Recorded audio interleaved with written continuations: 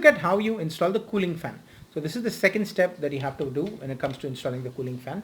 So if you look at the motherboard, unlike Intel, AMD has two screws there. If you have a Phillips head, you can go ahead and unscrew these two buttons, and you have to remove the black color pin that is there. So I'm going to remove that first. With Intel, you can generally, it generally has a press type. All you have to do is just press it and it's easy to go. But with the A220 and AMD motherboards, you have to remove the 4 screws that are there around the processor.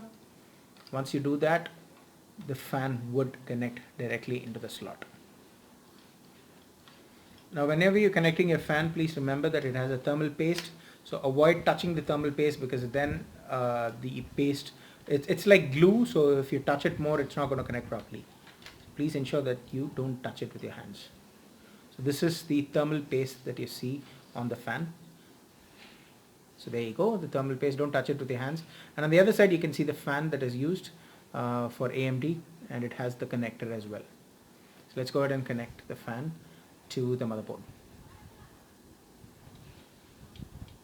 So there are 4 screws that you can see. Again, these screws will directly fit onto the motherboard, and use a Phillips headset screwdriver to connect it.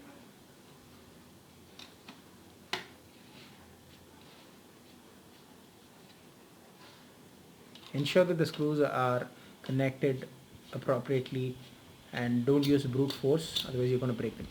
Okay, now that we have the CPU fan connected, please ensure that you have the motherboard placed on a firm surface when you're connecting the fan, because it becomes difficult for you to connect the screws. So have it on a firm surface and have them screwed up, and then you can go ahead and connect the power. Now if you see here, there you go. This is the power slot for the fan, and you can see the same slot that's there on the motherboard. Let's go ahead and connect it.